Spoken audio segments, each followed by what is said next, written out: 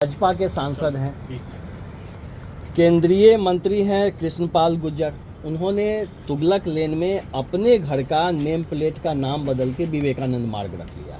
अच्छी बात है, रख लिया।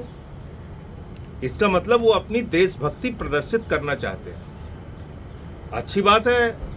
उन्होंने मुगल क्रूर शासकों के खिलाफ आवाज उठाई, लेकिन फिर दूसरा पक्ष मोदी जी का यह है कि जब अमेरिका से उनका दोस्त राष्ट्रपति ट्रंप आता है तो उसको वो ताजमहल देखने के लिए भेजते हैं। किसने बनवाया ताजमहल?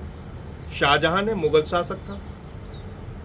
ओबामा को ताजमहल देखने के लिए भेजते हैं। किसने बनवाया? शाहजहां ने, मुगल शासक था। और छोड़ दीजिए, ट्रूडो हो, जितने भी राष्ट्रपति आते हैं उनको आप कहते हो जाके ताजमहल देखो, ये सबसे अच्छा हमारे यहाँ बिल्डिंग बना हुआ। किसने बनवाया उसको? मुगल शासक। तो उसको जिस दिन तोड़ना हो उस दिन तारीख हमको भी बता देंगे, हम भी फावड़ा वड़ा लेके चलेंगे उनके साथ। चलिए, फिर आ जाइए लाल किला। ये किसने बनवाया? शाहजहां ने बनवाया। हर 15 अगस्त को भारत के जितने भी प्रधानमंत्री हुए वो जाके वहां पे भाषण देते। तो जब भारत आजाद हो गया, आज हिंदुस्तान में देश के लोगों की सरकार है, हिंदुस्तानियों की सरकार है, और इस देश की परिधि में जितनी चीज है वो हमारी है। आप इसको तोड़ना चाहते हो, चलो तोड़ते हैं। यहीं पे लेडी हार्डिंग हॉस्पिटल बना हुआ है।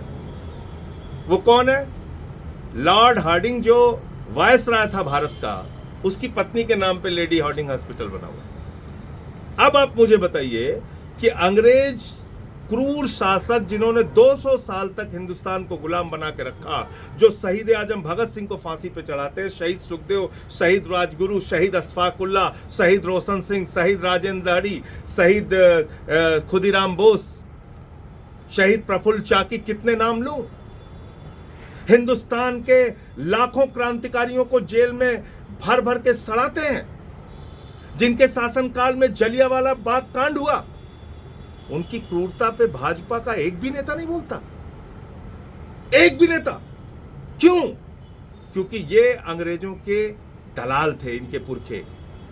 आरएसएस के लोगों ने अंग्रेजों की दलाली की है, तिरंगे झंडे को अशुभ बताया है।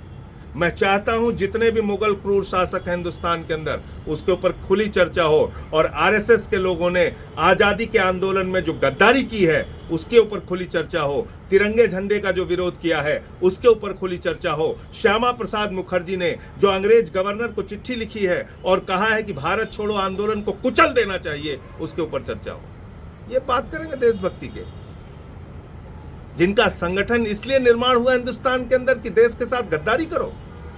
गद्दारों की फौज आज बात करेगी देशभक्ति के ऊपर। तो सबसे बड़ा सवाल यह है, आप मुगल क्रूर शासकों की जितनी निशानी मिटाना चाहते हो आप मिटाओ, लेकिन फिर ये ड्रामे मत करो कि ताजमहल दिखाने के लिए भेजो। ये बंद करो। अभी इनका एक विधायक मैं देख रहा था, वो एक रेडी वाले से कर रहा है, कह रहा है मीट की दुकान बंद करो। अरे दम है, हिम्मत है तो मोदी से कहो दिल्ली में केएफसी बंद कराए, मैकडी बंद कराए, सारी एम्बेसी बंद कराएं कि मंगलवार को कहीं भी मीट, मुर्गा, मछली नहीं दिखेगा। रेडी वाले से लड़ रहे हो, तुम्हारी औकात रेडी वालों से लड़ने की है? हिम्मत नहीं है केएफसी से लड़ने की?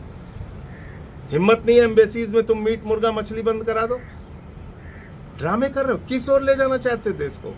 94 लाख करोड़ रुपए 5 महीने में इस देश की आम जनता का शेयर मार्केट में डूब गया।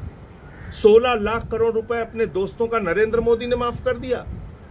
देश में 100 साल की आर्थिक असमानता आ गई, अमीर और गरीब के बीच की खाई बढ़ गई। 100 करोड़ लोगों के पास अपनी जरूरत के अतिरिक्त कुछ भी खरीदने की शक्ति खत्म हो गई। महंगाई आसमान पे पहुंच गई। टैक्स के बोझ के तले आम इंसान दबा जा रहा है। आप एक चर्चा नहीं करना चाहते उस पे। आप इन बातों की चर्चा करके असली मुद्दों को, जिंदगी की दुश्वारियों को, इंसानों की गरीबी को, बेरोजगारी को दबाना चाहते हैं। रोज नए ड्रामे। अरे आओ मैदान में। मैं तो कह रहा हूं, मैं जिस भी मंच पे आरएसएस की गद्दारी के बारे में बोलना हो, मैं बोलने के लिए तैयार हूं। आरएसएस ने इस देश के अंदर आजादी के स्वतंत्रता संग्राम सेनानियों के खिलाफ मुखबिरी करने का काम किया है, अंग्रेजों के साथ मिलके देश को तोड़ने का और दलाली करने का काम किया। ये इनका काला इतिहास है, इस पर चर्चा होनी चाहिए।